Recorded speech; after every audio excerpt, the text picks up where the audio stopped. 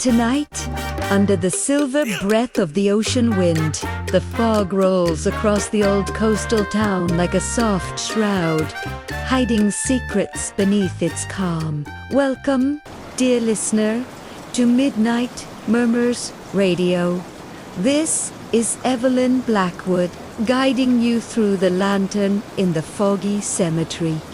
A bedtime story, a relaxing sleep story, a journey of calm and whispers, woven into a guided sleep meditation for your quiet night. As the world outside fades to silence, let the rhythm of your breathing slow. Find a soft place to rest. Loosen your shoulders and let the weight of the day dissolve into the stillness around you. Inhale gently, exhale deeply with every breath.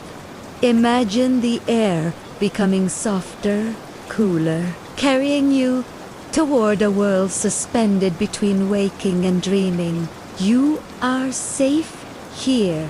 You are seen, and the night holds no harm, only stories and the hush of forgotten voices. In the distance, you hear it a low hum, like a lantern flame flickering in the wind. It's an old cemetery by the cliffs of New England, forgotten by time and visited only by the sea breeze and the lonely cries of gulls. The iron gates, once proud, now stand rusted and half open, creaking softly whenever the fog thickens. Somewhere inside, beyond rows of crooked gravestones, there is a light, a faint orange glow moving slowly through the mist.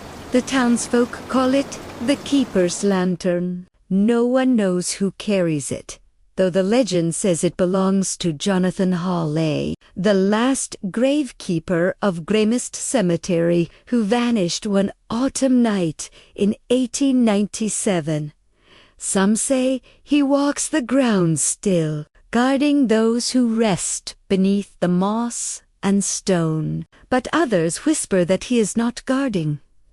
He is waiting for someone who never came back. As you drift deeper into the quiet of your own breath, imagine yourself stepping through the gates. The cold iron is damp beneath your fingertips. The air smells of wet leaves, sea salt, and distant rain. Beneath your feet, the gravel crunches softly, echoing in the emptiness. Every sound feels slowed, suspended. The fog curls around your legs, gentle, almost affectionate. Ahead, the light sways. You move closer, drawn by curiosity, more than fear. Your heartbeat slows to the rhythm of the night calm, steady, patient. You pass the first row of tombstones, names half erased by time. Abigail, 1781. Samuel, 1804. Infant Thomas, beloved son. Each name carries a weight of silence, a story that once lived, loved, and vanished like the tide. The lantern glow brightens, then dims, as though breathing with you. The mist parts, revealing a weathered stone chapel standing crooked at the far end of the cemetery. Its door hangs loose, tapping gently against the frame. Tap, tap, like a soft, endless heartbeat. You approach, and the air thickens. The smell of old wood and candle wax drifts out. Inside, the pews are covered in dust. Cobwebs lace the corners like veils of memory. At the altar rests a small oil lantern, its flame steady, though no hand tends it. A leather-bound book lies beside it, its pages curled and yellowed. You trace a finger across the cover to keep the light until she returns. The handwriting is delicate, trembling, almost humanly sad. You can almost hear the sigh of the man who wrote it, alone in his vigil. Outside, the fog presses against the windows, as if listening. The flame flickers. For a heartbeat, you think you see a shadow move, a figure standing just beyond the doorway, tall, still, holding a lantern of his own. But when you turn, there is only mist, curling and dissolving into nothing. The air feels heavier, but not threatening, just old, filled with longing, like the quiet ache of a forgotten promise. You sit down on one of the pews, letting the stillness cradle you. The flame dances gently in its glass, reflecting tiny stars in your eyes. Time stretches, soft and endless. You feel your body sinking deeper into calm, as though the weight of the world has lifted. Outside, the waves crash softly against the cliff, their rhythm steady and slow. Somewhere between their echo and your heartbeat, a voice murmurs, low, kind, and distant. Don't be afraid of the fog. It only hides what we're not ready to see. And as the whisper fades into the night air, you feel your eyelids grow heavy. The lantern glows warmer now, and the mist no longer chills. Somewhere, far away, a bell tolls once, then silence. Only the soft breathing of the earth remains. And here, in this quiet space between life and memory, you are safe, held. Be story carried by night. As the story fades, allow yourself to drift into a peaceful sleep.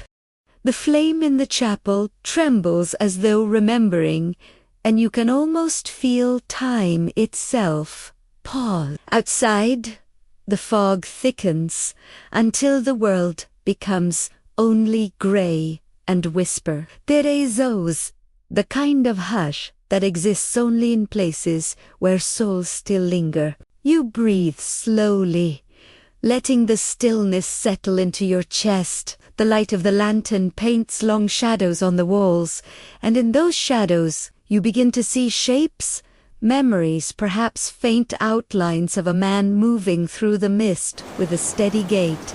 Jonathan Hawley, the last keeper of Greymist Cemetery. They say he was not born in this town but came by sea, drawn by something only he understood. A man of quiet words and steady hands, who spent 40 years tending graves that were not his own.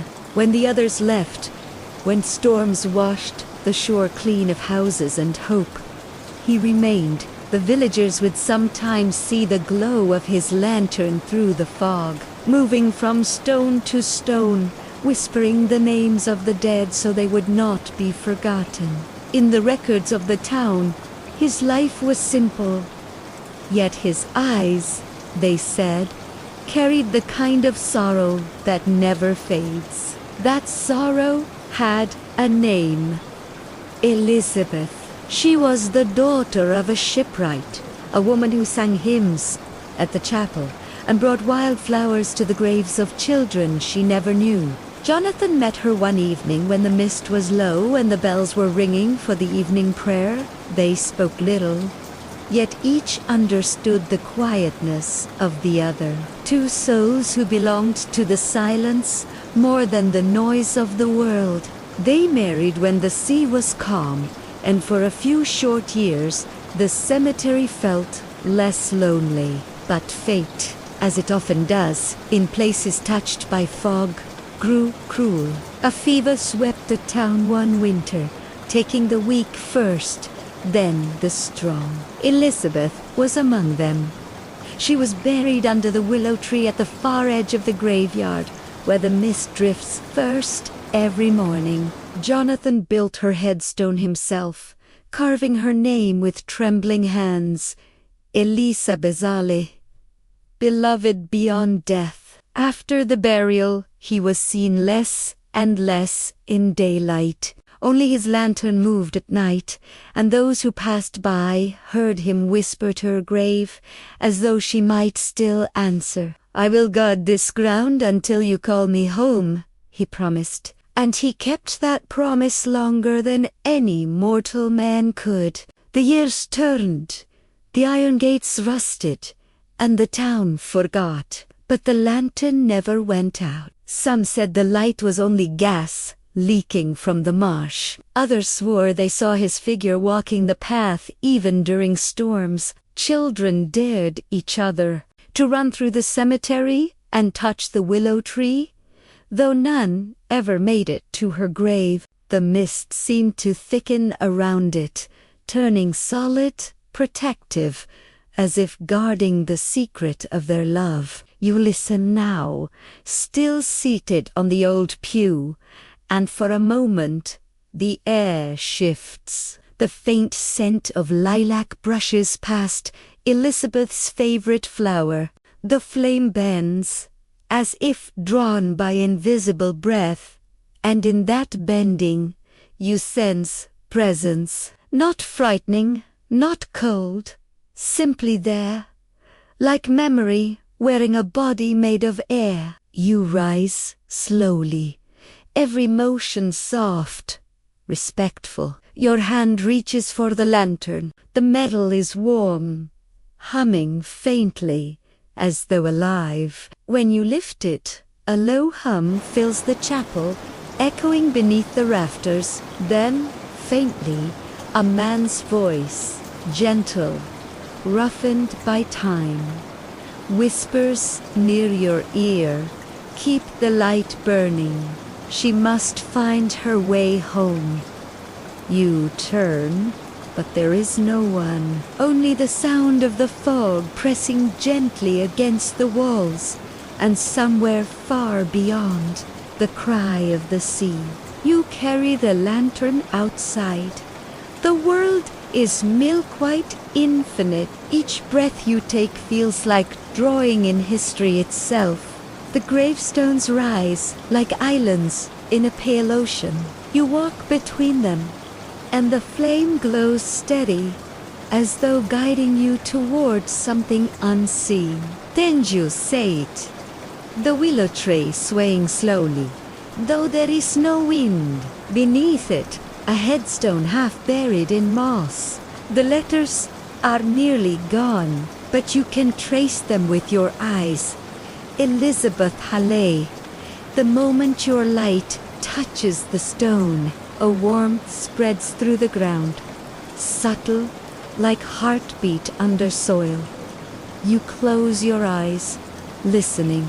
There is a whisper, faint, melodic, like a lullaby.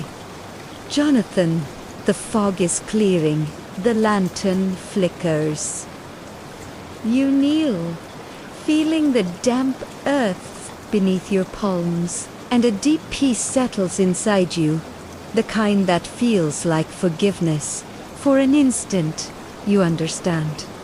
This place, this light, this love, they are one. The lantern burns, not to haunt, but to remember. A promise made in love can outlast the boundaries of death. The flame steadies once more, casting a soft gold glow through the fog.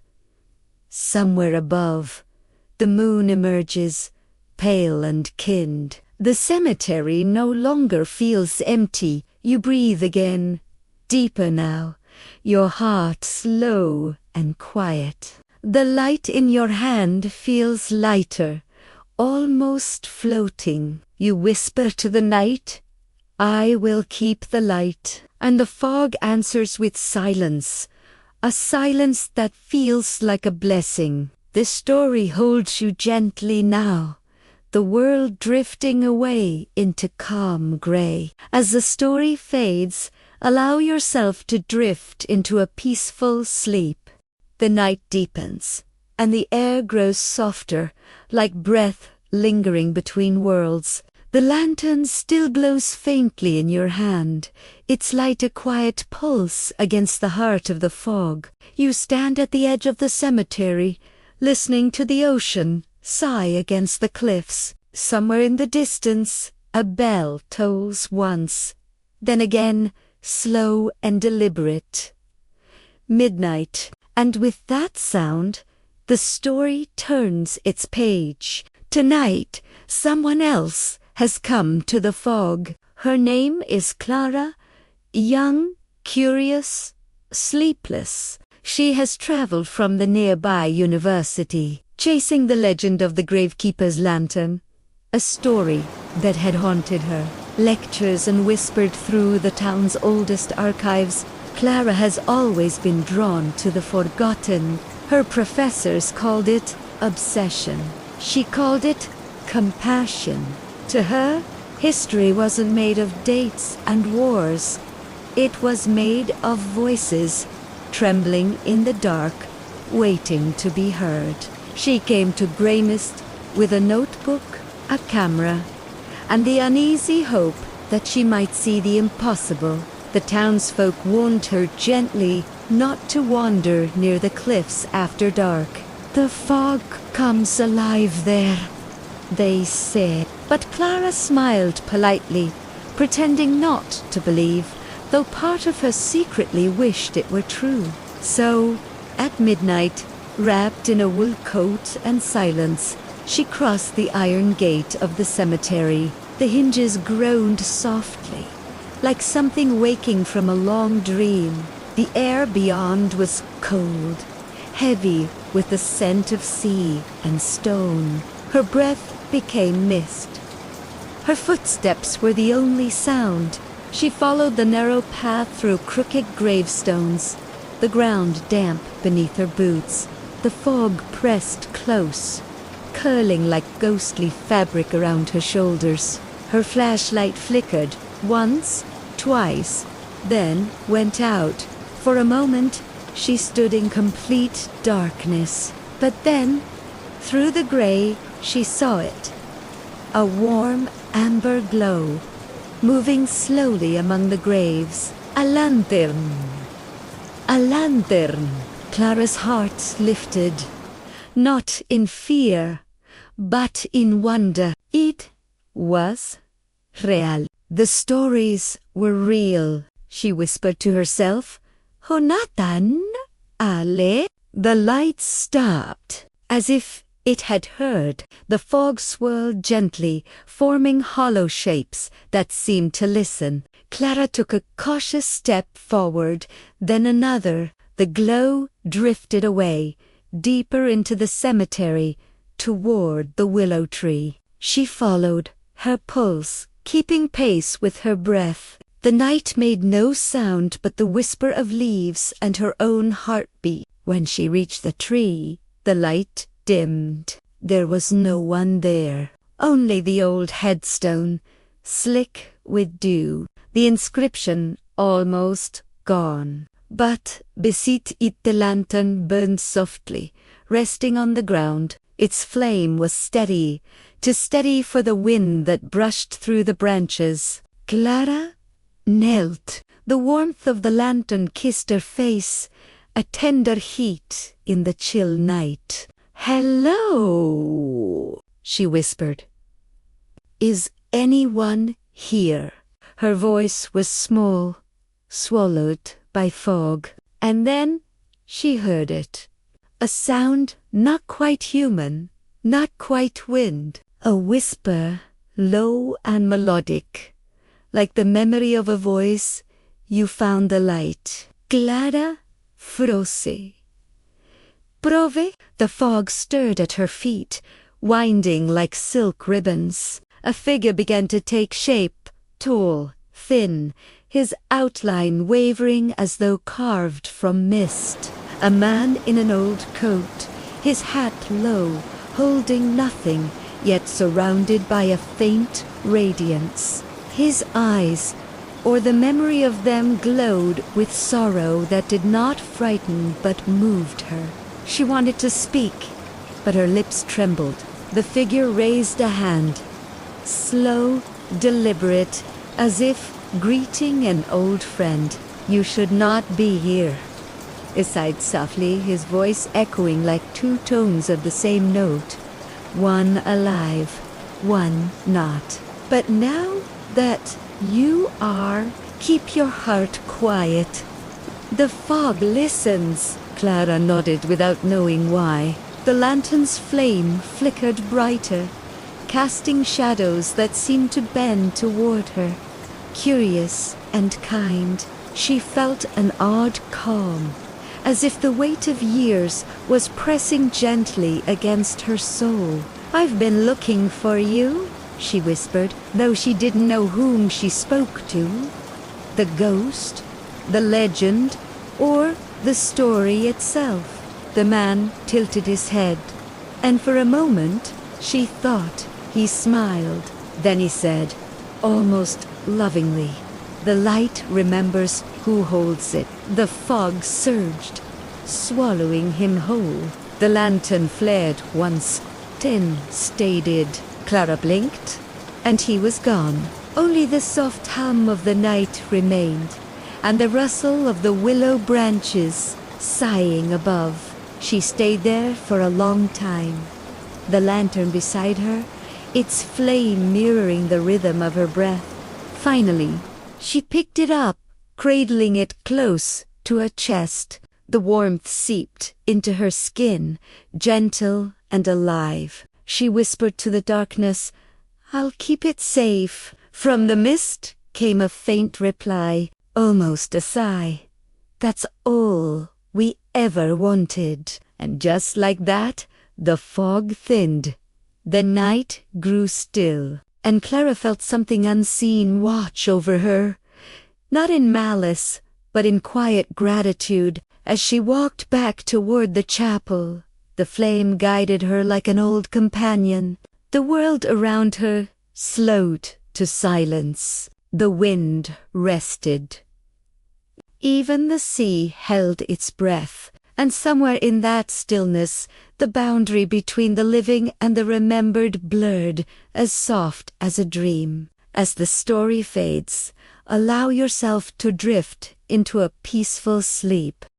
The chapel waited for her like an old soul holding its breath. The lantern's glow shimmered against the frost-covered stones, guiding Clara through the crooked path that led up the hill. The night was no longer empty. It hummed with quiet memory, as though the very air had begun to recognize her footsteps. She pushed the heavy door open. It groaned softly, and the scent of salt and dust drifted through. Inside, the chapel was asleep.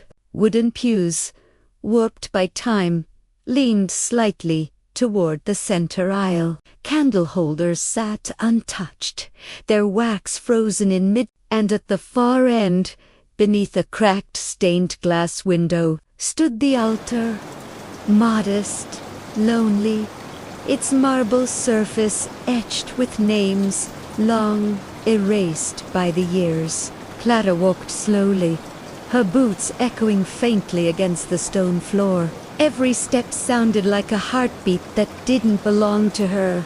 She felt the hush of something ancient. Listening, the light remembers who holds it. The ghost's words echoed in her thoughts, rhythmic and sad. She set the lantern on the altar. The flame flickered and steadied, throwing golden patterns onto the walls. The shadows shifted like the remnants of old prayers, soft and shapeless, floating between the cracks of the past. For a moment, she thought she heard whispers.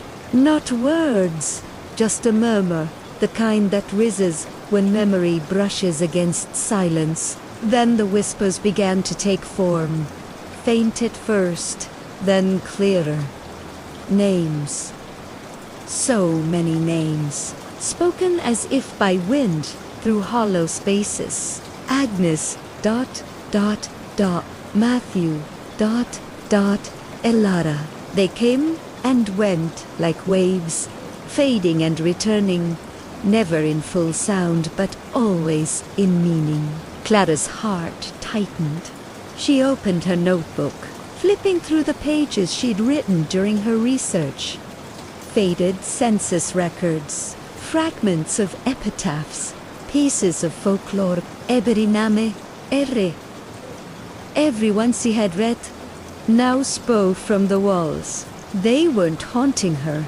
They were calling to be remembered. "You're still here," she whispered. "All of you." The lantern pulsed gently, as if in response. The light began to reach farther, slipping into the corners of the chapel where the darkness clung the hardest. And in that light, Clara saw shapes, not full bodies, not ghosts, but traces, shadows that resembled people kneeling in prayer, hands clasped, heads bowed. The sight should have frightened her, but it didn't.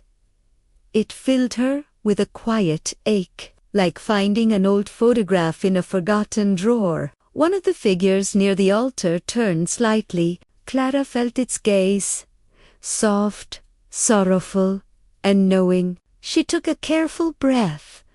What happened here? Se asked. Why do you remain? The figure didn't speak, but the room itself answered. The lantern flared, and for a brief instant, the chapel changed. The walls brightened. The air grew warmer. The stained glass shone with color again, painting the altar in reds and golds. And Clara saw, not the ruin, but the memory. She was standing in a living moment. The chapel was full. Dozens of people sat in the pews, whispering prayers. A man at the altar held the same lantern, lifting it toward the ceiling, as if offering it to the heavens. But his face was pale, strained, haunted. The air trembled with fear, with something unspoken. Then the vision blurred, the colors melted, the warmth faded, and she was back in the cold.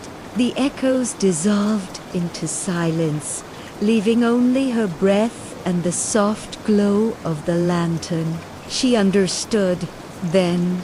The chapel wasn't haunted by the dead. It was haunted by remembrance itself, by the longing of those who refused to be lost to time. Clara touched the lantern's handle. "I'll remember your names," she said quietly. "Every one I can." The flame dimmed, as if bowing in gratitude. The air softened. The whispers faded, leaving behind a fragile stillness, the kind that comes after a truth has been spoken aloud. She closed her notebook and sat in one of the pews, staring at the light. For the first time since she arrived, the fog outside seemed too thin, revealing faint stars through the cracked window. The sound of the sea drifted in again, no longer mournful, but calm. Clara leaned back and closed her eyes. The warmth from the lantern touched her hands like a pulse, steady, alive. Somewhere within that gentle rhythm, she thought she heard the ghost's voice once more, faint and far away. "The light remembers, and so do you." She smiled in her half-sleep, letting the sound fade into the night. The chapel exhaled. The sea breathed. The lantern hummed softly, a beacon between worlds. Outside, dawn began to form in silence. Not yet visible, but certain. And as the story fades, so does the distance between the forgotten and the found. Sleep now, dreamer. The night remembers your name too. The fog had lifted slightly when Clara stepped outside the chapel, though its breath still lingered over the gravestones, like a sigh that refused to fade. The lantern glowed softly in her hand. No longer just a source of light, but something aware, something that pulsed in rhythm with her own heartbeat. She could feel its quiet strength, as though the souls within the chapel had entrusted her with their final warmth. The sea murmured below the hill, a lullaby written in wind and memory. Clara paused at the edge of the old graveyard, where rows of forgotten names curved downward toward the cliffs. Each stone leaned differently, some bent by time, others half swallowed by the earth. Moss had turned them green, and the fog crowned them with silver. Yet under the lantern's glow, the inscriptions shimmered faintly, as if trying to reveal themselves. She knelt beside the nearest grave, brushing the damp leaves aside. The name had been erased by decades of rain, but beneath her fingers, she could still feel the carved grooves, the ghost of a word. The lantern flickered, and a soft voice rose from the mist. It wasn't frightening, only fragile, like a note played on an old violin. "You hold the keeper's flame now," it whispered. "Do you remember? The vow?" Clara stilled. "The vow? The vow?" she asked softly, her breath clouding the air. "The?" Fog rippled. "Once there were guardians of light," the voice said, drifting between the trees. They walked among the graves to keep the boundary between peace and sorrow. Each lantern carried the memory of those who had passed, not to trap them, but to remind the living that love never fades, even in death. But when the last keeper broke her promise, the light dimmed and the mist returned. Clara closed her eyes, feeling the cold seep into her bones. The idea of an ancient order of keepers seemed impossible.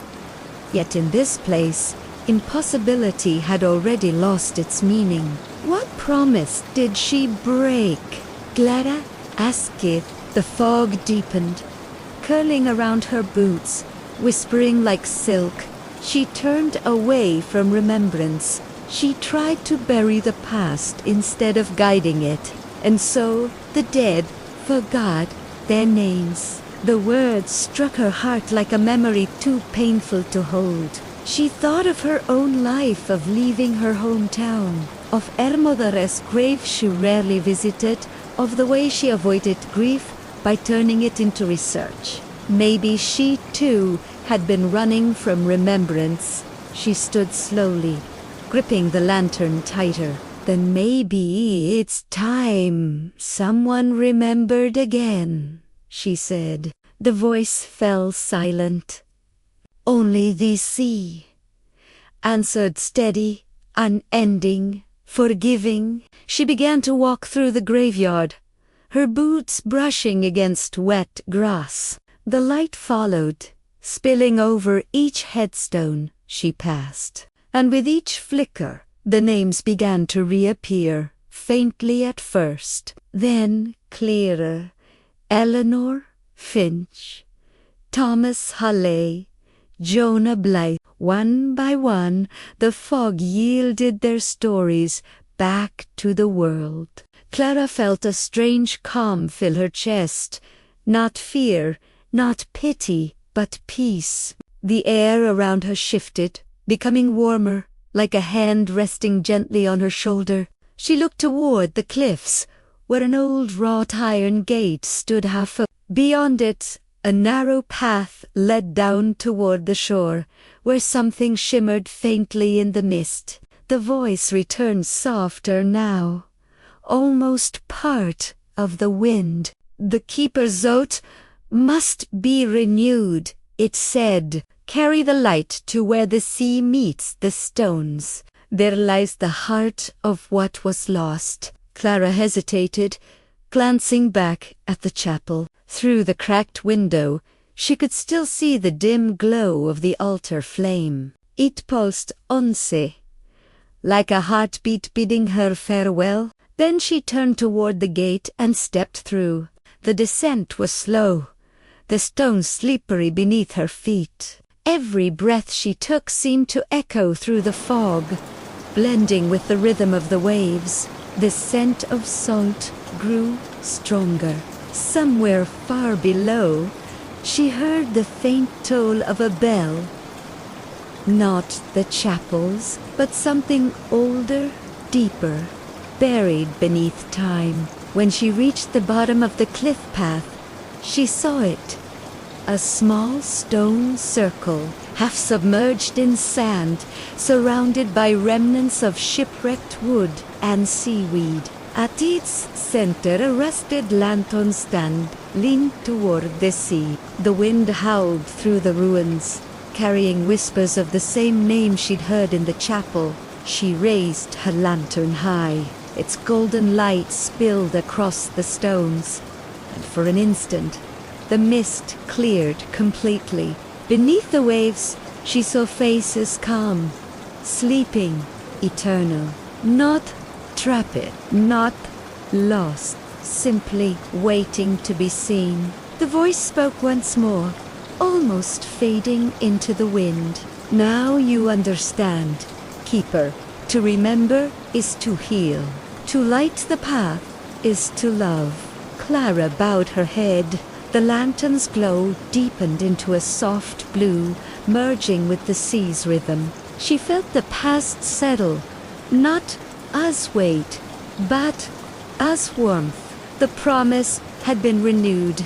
As she stood there, the fog began to dissolve, letting the moon spill silver across the shore.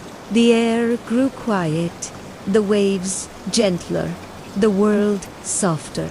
Clara took a deep breath and smiled faintly. She no longer felt alone. Somewhere behind her, the chapel exhaled, and the sea sang its endless hymn. As the story fades, allow yourself to drift into a peaceful sleep. The light remembers you, too. The wind soft as dawn began to whisper through the mist, its breath brushing against the edges of the world. Clara stood at the water's edge, her boots sinking slightly into the damp sand. The lantern glowed in her hand, no longer a fragile flame, but a steady pulse of living light, as if it breathed along with the sea itself. The fog had lifted enough to reveal the outline of the horizon, a pale, silvery line where night surrendered to the promise of morning. Behind her, the cliffs loomed like dark sentinels, and somewhere far above, the chapel's bell gave a single, gentle toll. It sounded less like metal and more like memory, a final acknowledgement of what had been set right. Clara turned to look back one last time. The path she had taken through the graveyard was now quiet, blanketed in early mist. The names she had uncovered glowed faintly upon their stones, each one touched by the lantern's lingering magic. The air seemed to hum with gratitude, or perhaps relief. For a moment, the world was entirely still. Then, a single gull cried above the waves, and the sea stirred again, alive and endless. Clara knelt by the water's edge and placed the lantern gently upon the wet sand. The flame flickered, tense they day. Its reflection trembled upon the surface of the sea, rippling outward like a heartbeat returning to the world. "You've done enough," said a voice behind her. It was the same voice she had heard in the fog, the voice of the spirit who first appeared to her in the cemetery. Clara turned slowly.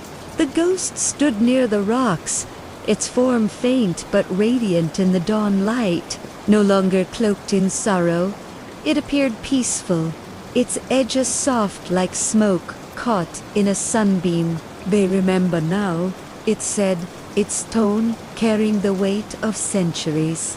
The chapel, the graves, the sea, all of it breathes again because you chose to see. Clara rose to her feet, her breath misting in the chill air. "And what happens to you?" she asked quietly. The spirit smiled, though its eyes held that familiar sadness that only love and time could shape. "I was bound by the forgotten. Now that the light has been rekindled, I can return to where memory sleeps." The spirit looked toward the horizon, but the lantern, it must stay. Every dawn it will rest here, and every night it will rise again, calling those who listen not to fear the past, but to walk gently through it. Clara nodded, understanding. She touched the lantern's warm handle once more. "Then I'll leave it here," she said softly.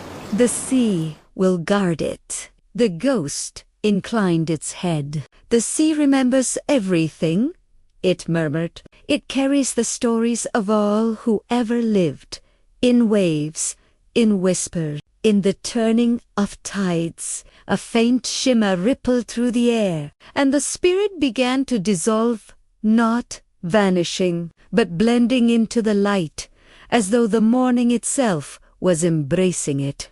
"Thank you," Clara whispered. The wind carried her words out over the water. When the ghost was gone, only silence remained, deep, vast, and kind. She turned her gaze back to the lantern. The tide had begun to rise, and each wave touched the base of the light like a reverent hand. The flame did not falter. Instead, it glowed brighter, merging gold with blue, shimmering as if the ocean had taken it into its heart. Clara felt tears sting her eyes, though she couldn't say if they were from sorrow or peace. The air was cold, but her chest was warm. She realized that the story she had come to uncover, the haunting, the mystery, was never about fear. It was about remembering, about giving the forgotten a place to rest. She walked along the beach, her steps slow, unhurried. The fog began to break apart entirely, revealing a pale sky tinged with rose and pearl. The world felt softer now, the edges of grief smoothed by acceptance. She paused once more to look back. The lantern stood at the waterline, its flame flickering against the dawn like a small, eternal sun. For a moment, she thought she saw the outlines of figures around it, the faintest traces of those who once prayed in the chapel. They stood in silence, hands clasped, watching the light with faces calm and luminous. Then, as the first rays of morning spilled across the shore, they vanished. Only the sea remained, endless and breathing. Clara smiled faintly. She knew she would return to this place, not to seek ghosts, but to remember peace. As she climbed the path back toward the cliffs, the mist rose around her like a curtain, closing at the end of an ancient play. The chapel awaited above its door half open, the faint echo of hymns lingering in the air. She entered quietly, leaving her wet footprints on the stone floor. The altar stood empty now, but the air felt lighter, the kind of stillness that follows release. She sat in one of the pews and closed her eyes. In her mind, she heard the sea's rhythm, a slow, steady lullaby, carrying every soul it had ever touched. The bell rang once more, soft, distant, final. And in that sound, Clara felt herself exhale the weight of everything she had carried. The night had ended. The light remained. As the story fades, Evelyn Blackwood's voice would whisper to the listener, soft as the tide itself, "Allow yourself to drift into a peaceful sleep. The sea is calm. The lantern burns steady. The world remembers you gently." Outside, the first sunlight touched the old chapel window, and the glass glowed with color again. Pale gold, tender rose, quiet blue. The wind carried the sound of waves, the faint hum of memory, the unbroken vow of the keeper. And somewhere within that soft horizon, the lantern in the foggy cemetery shimmered once more, not as a warning, but as a blessing for all who dream beneath its lights. Asterisk. The tide had rolled back by the time Clara awoke. She didn't remember falling asleep, only the rhythmic hush of the waves, lulling her deeper and deeper into silence, until dreams and waking became the same gentle blur. When her eyes opened, the world was silver, mist clung to the horizon, and the air shimmered faintly as if the dawn itself were still half asleep. The lantern still stood at the edge of the shore, glowing softly, its flame now pale as the morning star. It hadn't gone out during the night. Instead, it seemed to breathe alive, patient, waiting. Clara rose slowly, brushing sand from her coat. Her body felt both heavy and light, as though she had slept not for hours, but for centuries. Each breath she took filled her chest with the scent of salt, moss, and memory. She looked toward the sea, and for the briefest moment, she thought she heard it whispering, not the sound of water, but something older, words hidden in the rhythm of the waves, a lullaby written before time began. She stepped closer to the lantern. The fog curled around her feet like a living thing, gentle but purposeful, drawing her toward the water. The ocean was calm now, to come. Its surface reflected the sky like a mirror of glass. No ripples, no foam, only stillness. Clara crouched near the lantern, her fingers grazing the iron handle. The warmth pulsed beneath her skin, almost like a heartbeat. The flame tilted toward her as if recognizing its keeper. Then she heard it, a voice, faint and melodic, carried within the sea breeze. Clara, it was her mother's voice, clear, soft, the way she remembered from childhood, when she would hum old Appalachian hymns while folding linen by the window. The sound froze Clara in place. Her breath hitched, her chest tightening with a mixture of fear and longing. "Mother?" she whispered. The waves shimmered. Another whisper followed, tender as the tide. "You came back." Clara's heart pounded. The rational part of her mind wanted to explain it away. Exhaustion, suggestion, the echo of grief, but the world around her felt too real, too heavy with presence to be imagination. "I didn't mean to leave," she said quietly. "I thought forgetting would make it easier." A pause. Then the seaside, a long exhale of wind through distant cliffs. "Forgetting doesn't heal," the voice murmured. "Only remembering with love does." Clara closed her eyes. The sound of her mother's voice blended with the rhythm of the sea, filling the space inside her chest that had ached for years. She felt warmth behind her, the lantern's glow growing stronger, casting ripples of light across the sand. When she turned, she saw faint shapes forming within the fog, silhouettes of others standing along the shore. Not the lost souls of the cemetery, but gentle figures woven of mist and light, each holding a small glimmer like fragments of the same eternal flame. They didn't approach her. They simply stood in silence, watching the horizon. The sea hummed around them, its tone deep and resonant, a sound that seemed to rise from the bones of the earth itself.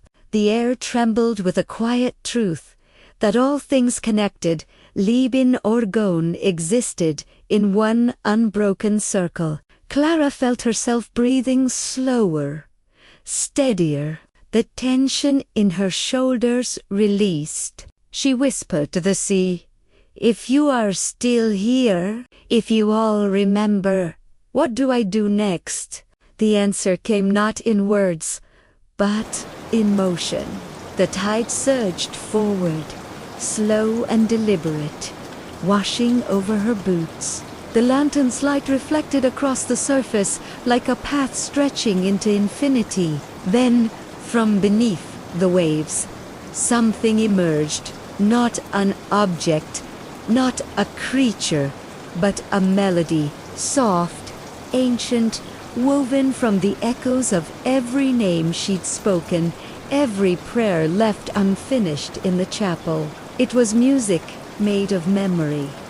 Clara knelt, her eyes wet, her breath shallow, the music wrapped around her like a shawl. She whispered, "I remember," and the sea whispered back, "Then you are part of us." The moment lasted forever, or maybe only a heartbeat. When the melody faded, the fog began to shift again.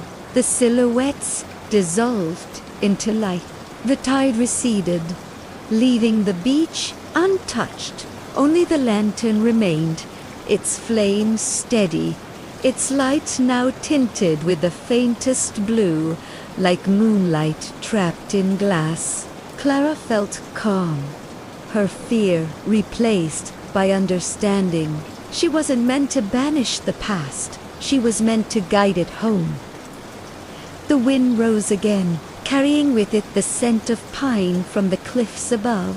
She turned toward the path leading back to the chapel, but when she looked once more at the sea, she noticed something new. A figure standing far out upon the water, tall, cloaked, still, watching air. Its shape blurred and wavered in the morning haze, but the lantern's light bent toward it, as though acknowledging an old companion. The keeper before her, perhaps. The last of the forgotten order. Clara felt no fear, only reverence. She raised her hands slowly, and though the distance between them was vast, the figure mirrored her gesture. The sea shimmered once more, and the figure vanished with the rising sun. She stood there for a long while, listening to the quiet symphony of waves and wind. The world felt open, timeless. When she finally turned back toward the cliffs, she whispered, "Thank you." The lantern pulsed softly, its glow guiding her steps. And as she began her ascent, the sea whispered behind her, not in sorrow, but in blessing, "Sleep well, keeper. The shore will remember you." As the story fades, allow yourself to breathe deeply. Let the calm of the tide settle in your chest. The night listens, and the sea keeps your dreams safe. Asterisk. By the time Clara returned to the chapel, the morning mist had thickened once more, curling through the trees like drifting silk. The air smelled of damp earth and wild sage, and each footstep she took along the path echoed faintly, as if the forest itself were listening. The lantern's glow had softened to a steady, silver pulse, no longer golden as it had been the night before, but cool and tranquil, the color of moonlight over water. The sound of the sea lingered faintly in her ears, like a melody that had followed her home. When she reached the chapel, the door was ajar, moving slightly in the breeze. The faint sound of bells, not from above, but below, trembled through the wooden floorboards. She froze. It wasn't possible. There was no bell beneath the chapel, yet the sound was real, deep, resonant, the kind that seemed to vibrate through the ribs and settle behind the heart. It called to her in the same quiet rhythm as the waves. Clara stepped inside. The air was cooler now, but not unfriendly. Dust floated in the pale light, slanting through the broken glass, and each particle seemed to shimmer in time with the distant ringing. She placed the lantern on a pew. Its glow spilled across the floor, and for the first time she noticed something she had overlooked before, faint circular patterns carved into the stone, like ripples frozen in place. She knelt and traced one with her finger. The stone hummed beneath her touch.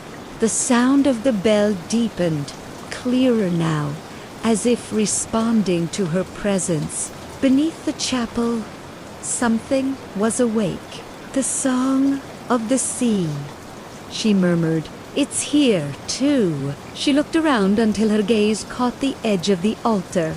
The marble had cracked near its base, and through that narrow fracture, a faint blue light shimmered, the same shade as the lantern's flame. The sound of the bell pulsed from there, slow and steady, like a heart beneath the stone. Clara hesitated for only a moment before she pushed aside the fallen wood and knelt again. Her hands brushed over the crack, and the lantern brightened behind her, casting soft ripples of light across the chapel walls. A voice rose from the fracture, gentle, melodic, and filled with longing. It wasn't words, not in any language she knew, but tones and breath woven into rhythm, like the song of wind through an ancient instrument. The melody wound itself around her, pulling her inward, until she could almost see it. An image in her mind of an underground chamber filled with water, glowing faintly, as though the sea had seeped beneath the chapel centuries ago. This song grew stronger. Clara felt her heartbeat synchronize with it, slow, measured, serene. She whispered, "Who are you?" The sound paused, then resumed. Now, softer, sadder. "The first keeper," came the reply, a voice so delicate she wasn't sure if she heard it with her ears or her mind. "I built this place when the boundary between the living and the lost began to fade. The sea needed a voice on land. I became that voice." The air around Clara shimmered, and for a moment she saw her. A woman cloaked in grey, holding a lantern of pure glass, standing where the altar now stood. Her face was kind, her eyes tired. "I failed," the ghost said. "I tried to seal the song away, believing silence would protect the living, but silence only deepened the sorrow. The melody must be sung, again and again, to keep the worlds in balance." Clara's throat tightened. "That's why the fog returned," she whispered, "because the song stopped." The ghost nodded. "The light remembers when we forget, and now you must listen, not with fear, but with grace." The chapel trembled slightly, as though acknowledging the truth of those words. The light beneath the stone flared, spreading across the cracks, illuminating the carvings she had traced earlier. They began to glow in unison, forming a pattern, a spiral, like the curl of a seashell. The entire floor hummed with quiet resonance. The song filled the air completely now, surrounding her in a cocoon of sound. It wasn't frightening, it was peaceful, the kind of peace that comes from being seen remembered, loved. Clara reached for the lantern. Its flame brightened to match the color of the light below. "If the song must be sung," she said softly, "then I will be its voice." She placed the lantern on the altar. Its glow expanded, filling the chapel from floor to ceiling in soft waves of blue and white. The sound deepened, richer now, joined by echoes of other voices, faint, timeless, rising from beneath the earth. It was as if the sea itself had begun to breathe again. The air shimmered with warmth. Every fracture in the marble, every worn stone, every grain of dust seemed to hum with harmony. Then, slowly, the song began to fade. The light dimmed back to its gentle pulse. The ghost's figure lingered near the altar, her expression peaceful. "You've given the melody back to the sea," she whispered. "The fog will remember your kindness." Clara bowed her head. "And what about you? Say, ask it. Will you rest?" Now the ghost smiled faintly. "The sea has many voices. I am only one. But because of you, it will no longer sing in sorrow." Her image began to dissolve into mist. The last of her words carried upward with the faint sound of bells. "Remember, keeper, every silence holds a song." When the chapel was quiet again, Clara exhaled slowly. The weight in her chest had lifted. She could still hear the faint hum beneath the stone, not haunting now, but steady, like a lullaby for the earth. She picked up the lantern and looked around. The air felt alive, shimmering with unseen warmth. For the first time since she arrived, she didn't feel like a visitor. She felt like part of the story, as though her own heartbeat belonged to this place. She whispered into the empty air, "I'll keep listening." And as her voice faded into the stillness, the sea answered from beyond the cliffs, soft and sour, a single note, low and tender, echoing through stone and tide alike. As the story fades, let the sound of that ancient song carry you toward sleep. Each breath, each beat is its echo. The sea remembers, the night listens. The chapel had grown utterly still. Only the faint hum beneath the stone remained. A low, comforting sound that seemed to cradle Clara's thoughts. The lantern's glow flickered softly beside her, casting ripples of light across the old pews, over the altar, and onto the ancient carvings that shimmered like water touched by moonlight. Exhaustion, long delayed by wonder, began to claim her. She sat upon the wooden bench, her hands still clasping the base of the lantern. The glow breathed with her brighter with every inhale, softer with every exhale. The night beyond the cracked window was filled with fog, thick and luminous, yet strangely peaceful. Somewhere in that pale mist, the sea whispered against the cliffs, patient and eternal. Clara let her eyes drift shut. At first, there was only silence. Then came the faintest hint of a lullaby. A melody so old it felt older than words. It wasn't coming from outside anymore, but from within her, as if the song she had released from the chapel had now taken root in her very breath. The sound carried her inward, away from the weight of the world, into a dream woven of memory and sea light. She found herself standing upon a shoreline not bound by time. The sand glowed faintly beneath her feet, and every wave that reached the shore seemed to dissolve into mist before retreating again. Above, the sky shimmered like the inside of a seashell, pearlescent, infinite, and filled with drifting echoes of stars. In the distance, a figure stood beside a lantern planted in the sand. Its flames swayed gently in the wind, silver and blue. The figure turned. It was the ghost she had met beneath the chapel, though her form now was clear, alive. She smiled and beckoned Clara closer. "You've crossed the threshold," the woman said. Her voice carried like a melody sung across still water. "Few can walk this stream and remain whole." Clara hesitated, feeling the fine grains of sand shift beneath her toes. "What is this place?" "Say, ask it." "The memory of the keepers," came the reply. "Where the sea gathers what it remembers of us." As she spoke, more figures began to appear, faint silhouettes along the tide line, each carrying a lantern of their own. Their faces were calm, illuminated by the quiet glow they held.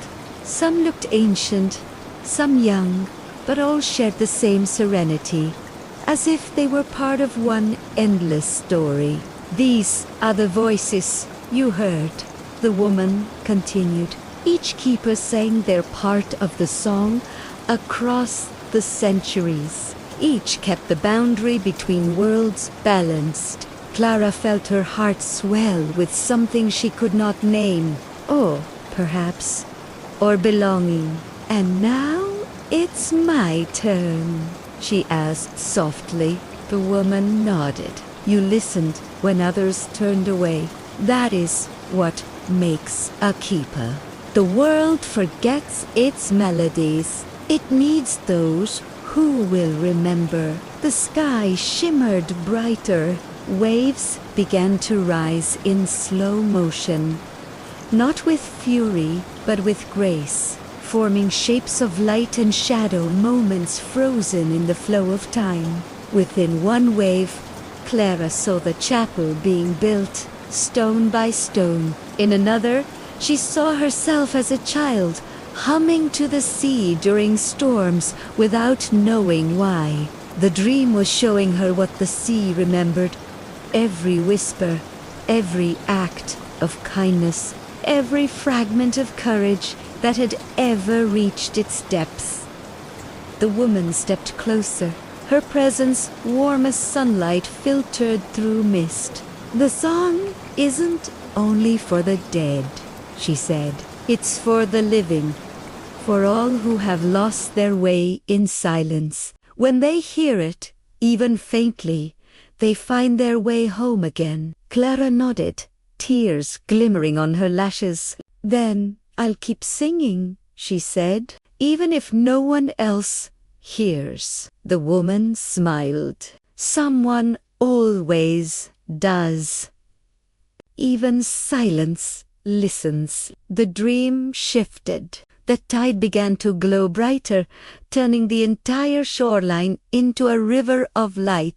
One by one, the other keepers lifted their lanterns high. The beams intertwined above them, weaving into a vast spiral that ascended into the heavens. The sea seemed to hum in harmony, its waves pulsing with the same rhythm as her heartbeat. The light reached down, touching Clara's chest, where the song now resided, a living flame behind her ribs. She felt no fear, only calm. The warmth spread through her body like a gentle tide, washing away all traces of fatigue and sorrow. Then the voice of the first keeper spoke once more. "Remember this, Clara. The sea does not take it, remembers. Every kindness you give returns to you in another form. Every silence you break with compassion becomes part of the song." The dream began to dissolve like mist in morning light. The lanterns faded one by one, their glow drawn into the horizon until only the whisper of the tide remained. Clara heard her name carried upon the last breeze, spoken like a blessing. She opened her eyes slowly. The chapel ceiling stretched above her, bathed in faint dawn light filtering through the fog. The air smelled of rain and salt. The lantern still glowed beside her, soft, steady, alive. The hum beneath the stone continued, but now it was no longer a mystery. It was the song, still breathing quietly beneath the world, patient and eternal. Clara smiled faintly. "I remember," she whispered, her voice barely louder than the morning wind. She rose and stepped toward the door. Outside, the fog had thinned, and the path toward the sea shimmered faintly with dew. The world felt lighter, as though it too had exhaled. As she walked down the slope, she could still hear the melody, faint, infinite, belonging to everything. And in that sound, she knew the dream had never truly ended. The morning mist lingered like a fragile veil over the cliffs, soft and luminous in the rising light. The sea breathed slowly beneath it, waves folding into one another with the rhythm of a sleeping giant. Clara walked along the narrow path that curved toward the shore, her lantern cradled against her chest. Its glow no longer flickered as before. Instead, it pulsed, gently, alive, with quiet strength. The song she had heard in her dreams still hummed faintly within her bones, guiding her every step. She felt lighter now, though the air was heavy with memory. The fog around her no longer hid the world, but seemed to reveal it, the glistening cobwebs between the reeds, the shimmer of dew upon forgotten gravestones, the faint traces of footsteps where no one had walked for years. It was as if the land itself had begun to remember. When she reached the bottom of the hill, the beach opened before her in muted silver. Driftwood and fragments of shells lay scattered like relics from other lives. The tide rolled in, brushing her boots, and each wave whispered a fragment of her name, Clara, until the syllables blended with the wind. The air carried a scent of salt and something faintly floral, like the memory of a garden long lost to the sea. She closed her eyes, listening. Beneath the endless murmur of water, she could hear voices, not frightening, but familiar. The same voices that had once haunted the chapel now sang softly with the tide. She walked closer to the edge, her heart steady. The lantern in her hands grew warmer. Its light reflected upon the surface of the waves, creating a path that reached far into the mist. Glowing faintly like a bridge made of moonlight, something stirred beneath the surface. Not a shape, not a ghost, but a presence. The same gentle awareness she had felt in her dream. The sea was alive, ancient, listening. Clara took a deep breath. "You remember me," she whispered. The words disappeared into the mist, but the sea answered, a small, rising swell that broke just at her feet, scattering droplets of light that shimmered before dissolving into air. The light from the lantern wove into the water. For a moment, the sea turned transparent, and beneath the shifting surface, Clara saw glimpses of the past, a shipwreck from long ago, its lanterns still burning faintly beneath the waves, faces she'd seen in dreams. The first keepers, their eyes calm, their hands holding the same flame she now carried. They stood in a circle beneath the sea, unbound by time, their silhouettes glowing softly in the blue. And at the center of it all, she saw her reflection, not as she was now, but as she had been in the dream, a figure of light standing at the boundary between the living and the remembered. The sea spoke again, not in words, but in emotion, a deep, resonant calm that filled her chest. It was not asking anything of her. It was simply showing her that remembrance was not a burden, but a gift, that every loss carried with it a seed of connection waiting to bloom again. Clara knelt upon the wet sand, lowering the lantern until it touched the tide. The water shimmered around it, turning the flame blue. "Then let this light be yours again," she murmured, not as a promise of sorrow, but of peace. The tide rose slightly, lifting the lantern from her hands. It drifted outward, carried gently by the current. The fog parted as it floated away, revealing a horizon painted with pale gold. The sea glowed faintly, each wave reflecting a thread of that same blue light, until the entire surface seemed to breathe with it. Clara felt tears slip down her cheeks. Though she wasn't sure if they came from sadness or awe, she whispered, "For every name forgotten, let there be one remembered. For every silence, let there be song." A sudden gust of wind swept across the beach, cool and clean. The mist lifted higher, revealing the faint outline of the chapel above the cliffs. Its broken windows gleamed like eyes newly opened to the world. The bell that had been silent for centuries gave a soft, single chime, not from wind or movement, but from something deeper, a final echo of gratitude. The sound rippled through the air and into the sea, where it was caught and carried away by the waves. Clara stood, breathing in the salt air. The world around her shimmered faintly. Every grain of sand, every feather of mist touched by the light she had released. She felt the warmth of the keepers with her still, woven into the rhythm of her heartbeat. The sea no longer whispered her name as before. It sang it, full and whole, as if acknowledging her place within its endless memory. She turned back toward the path. The sun was breaking through the fog now, soft golden rays spilling across the wet stones. The morning was quiet, yet alive with presence, the kind of silence that hums with unseen energy. The hum beneath the world had changed. It was no longer a morning hymn, but a lullaby dot. As she climbed the slope toward the chapel, the light of dawn followed her. The lantern was gone, yet its warmth remained in her palms, invisible but real.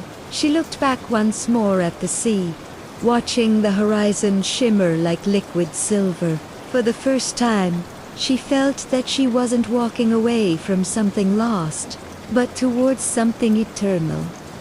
And as she reached the top, the fog gathered one last time, curling gently around her like an embrace. Within it, a whisper rose, the voice of the keeper she had met in the dream, speaking softly, lovingly.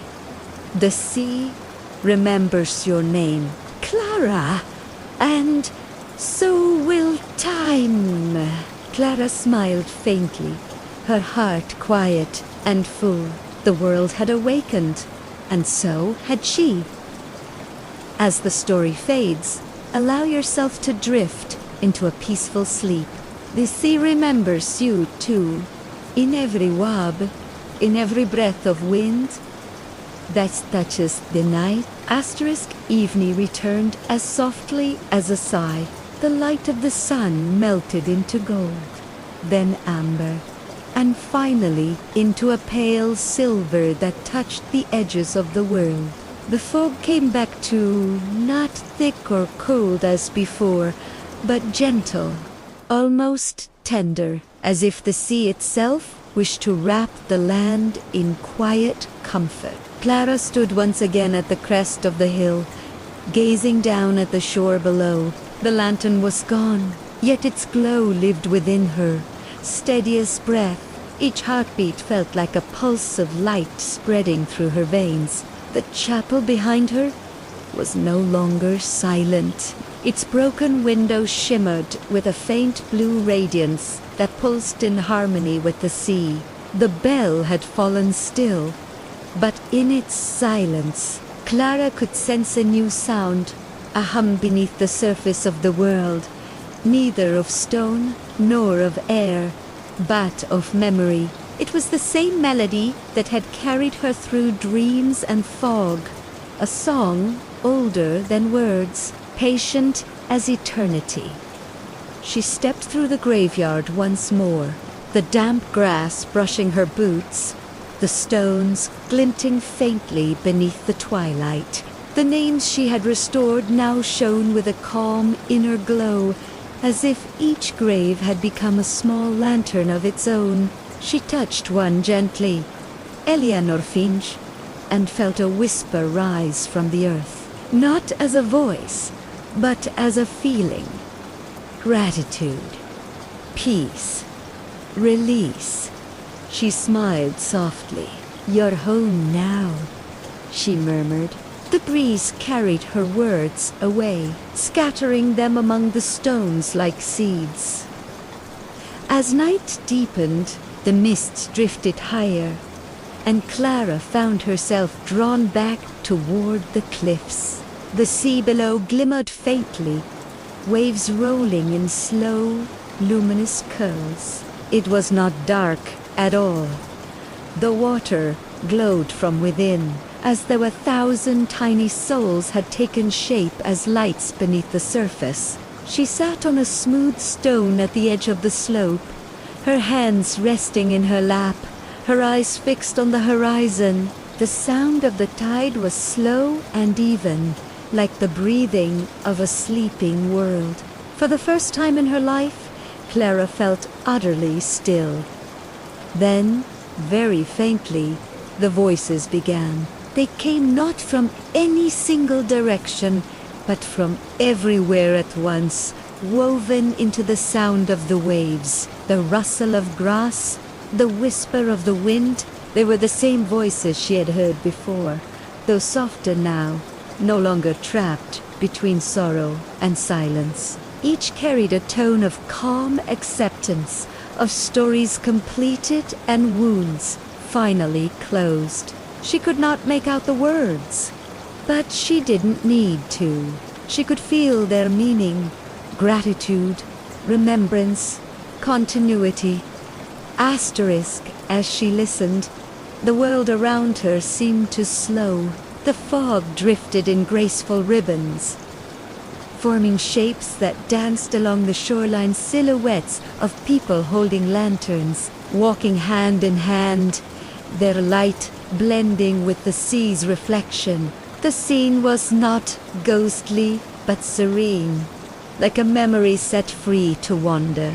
Clara's heart swelled. She realized she was not simply seeing the past, she was part of it now, part of the endless rhythm that held all things together.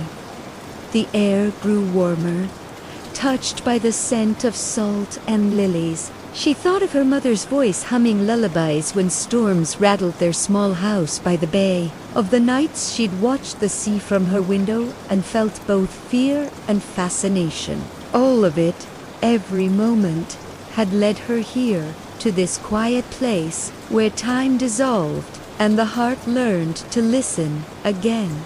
The voices rose slightly, turning the air into a low, melodious hum. Then, one voice clearer than the rest reached her. It was the keeper she had met in her dream, her tone gentle and radiant. "Do you hear it now?" she whispered. "Yes," Clara breathed. "It's everywhere." "It always was," the voice replied. "You just had to be still enough to note it." Clara closed her eyes, letting the sound fill her completely. The hum became her breath, the waves became her pulse. Every sound blended into one, the eternal rhythm of existence, vast and soothing. She felt herself dissolve into it, not losing who she was, but expanding beyond it, as though her heart had learned to echo eternity. The fog wrapped around her like silk, and she could feel the lantern's warmth glowing quietly inside her chest. After a long, timeless moment, she opened her eyes again. The sea shimmered beneath the rising moon. The figures in the mist had faded, leaving only trails of light drifting toward the horizon. The graves behind her were quiet, their names resting in peace. The chapel's broken bell tower gleamed like a guardian watching over the shore. Clara drew her shawl tighter around her shoulders. The wind brushed against her cheek like a soft hand. She whispered, "Thank you."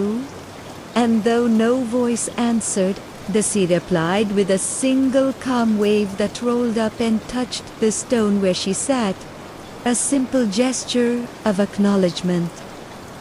The hum beneath the world deepened into stillness. The fog thickened once more, gentle and silvery, wrapping the cliffs and shore in a soft dream. Clara lay back against the grass, watching the moon drift through the mist. Her eyes grew heavy, but her mind was tranquil.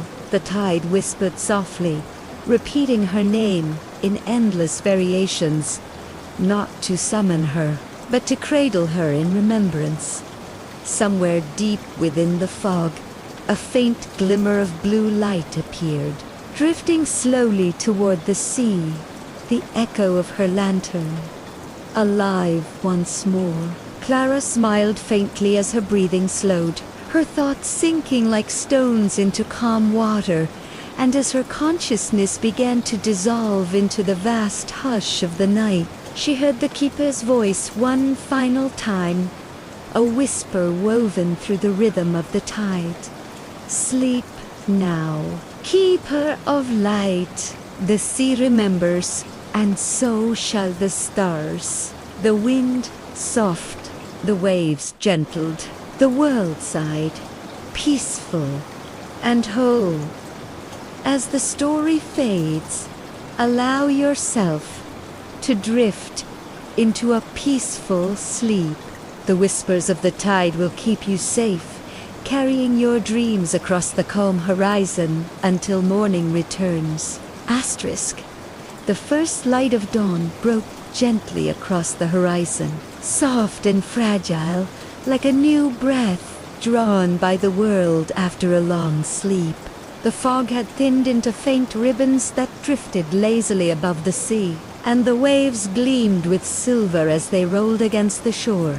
The air smelt of salt, damp grass, and the faint sweetness of wild honeysuckle, the scent of renewal. Clara stirred where she lay upon the hillside, her eyes fluttering open to the pale gold of morning. For a moment she did not move, letting the quiet seep into her bones. The world felt different, lighter, slower, almost weightless. The hum she had always sensed beneath the earth had changed. It no longer trembled with longing or loss. It resonated like the heartbeat of something whole.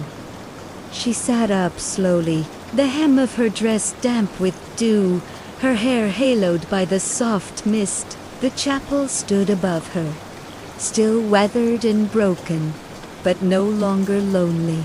Light spilled from its cracked windows, not candlelight, not firelight, but something purer, as though the stones themselves had remembered how to glow.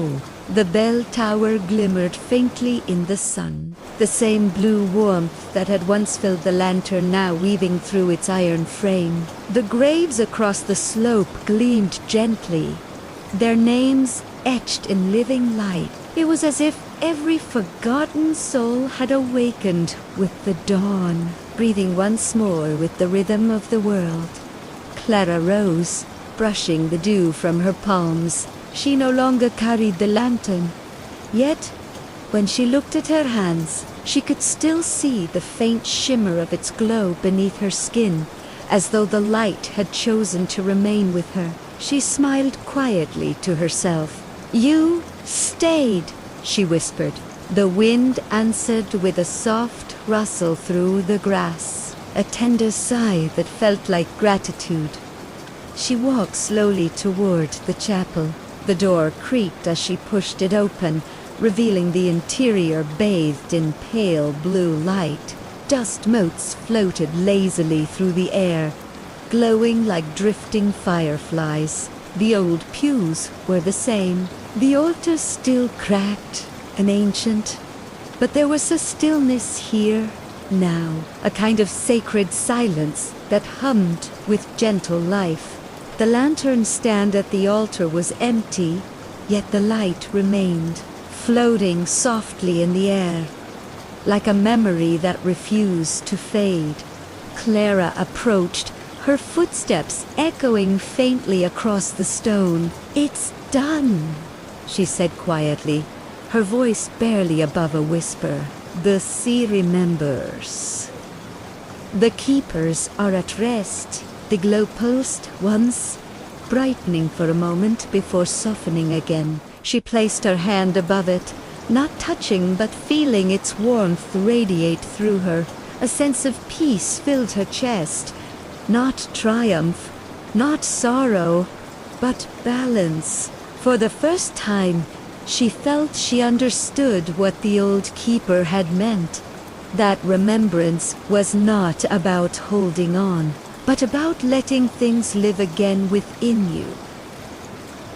Outside, the sea began to sing, a low, rhythmic sound that rose with the tide. It was the same melody that had carried her through the night, but now it was clearer, fuller, as though the world itself had joined in harmony. She stepped out into the light and watched as the mist curled upward, lifting toward the sky in ribbons of white and silver.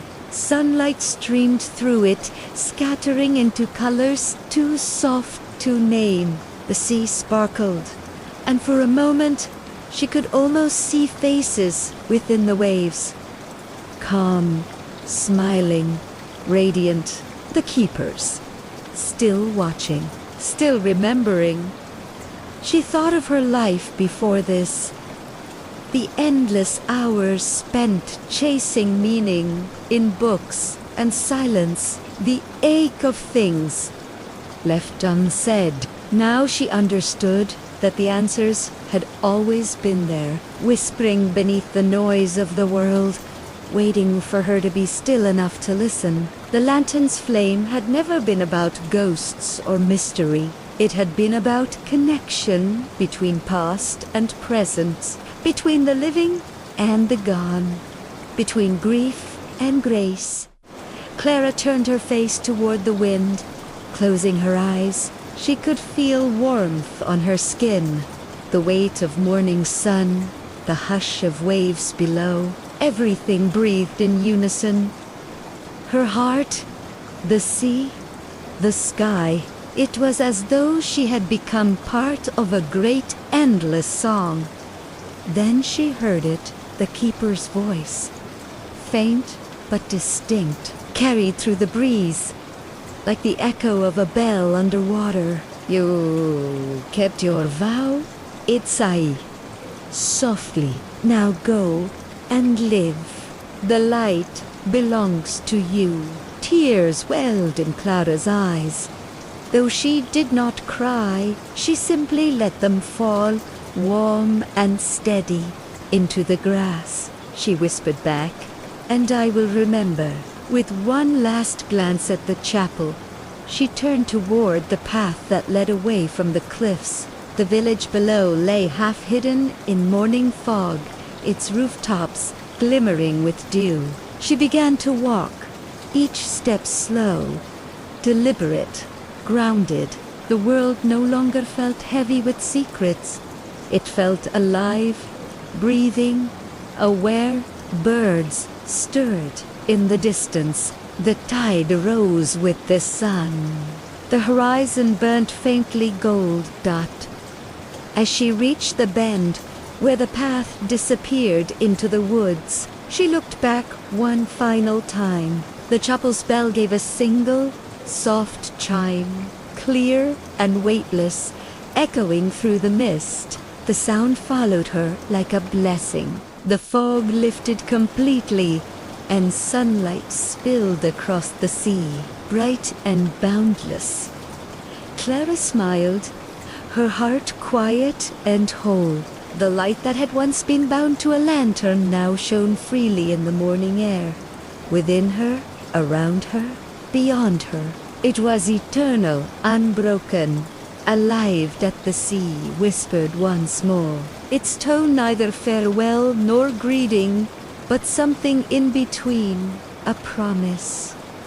The light never dies. It only changes form, end as the waves met the shore, and the wind carried the song across the cliffs. The world exhaled, peaceful, luminous, awake. As the story fades, allow yourself to drift into a peaceful sleep. The light beyond the mist will guide you gently through dreams until dawn finds you once more.